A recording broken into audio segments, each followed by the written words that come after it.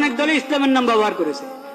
এখন আপনি বলবেন ইসলাম, যেহেতু ওনারা ইসলামের নাম নিয়ে রাজনীতি করছে, ইসলামের নাম নিয়ে ভোটে দাঁড়িয়েছে, নির্বাচন করছে, তাহলে চোখ বন্ধ করে ওদেরকে ভোট দাও। একটা ইসলামী দল তার ইশতেহার পড়ে দেখেন, সেকুলার দলের ইশতেহার যেমন হয় ওই দলের ইশতেহারও তেমন। ইশতেহার তো বড় কিছু না, আসলে ইশতেহার তো আসলে বড় কিছু না যে শুধু ইশতেহার দেখেই কাউকে ভোট দেওয়া যায়।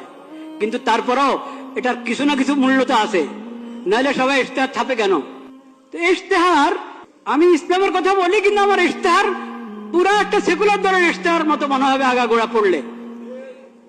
তো এই জন্য আমি বলছি শুধু ইসলামের নাম, এই কারণে চোখ বন্ধ করে ভোট দিবেন না। মানবিক দেশ কিভাবে? মানবতা। কোন মানবতা? পশ্চিমাদের মানবতা না ইসলামী মানবতা? তো ইসলামের কথা, ইসলামী মানবতার কথা আপনি বলছেন না। যে মানবতা ইসলাম এবং কোরআনের মাধ্যমে পাওয়া যায়, নবীজির সিরাতের মাধ্যমে পাওয়া যায়, সেটা তো আপনি বলছেন না।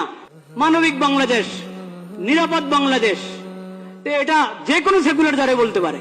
এজন্য শুধু মনোগ্রামের মধ্যে কোন আয়াত লেখা আছে, শুধু মার্কাটা আরো আকর্ষণীয়, দলের নামটা আকর্ষণীয়, এই কারণে প্রতারিত হয়ে, প্রভাবিত হয়ে ভোট অধিকার ব্যবহার করবেন না।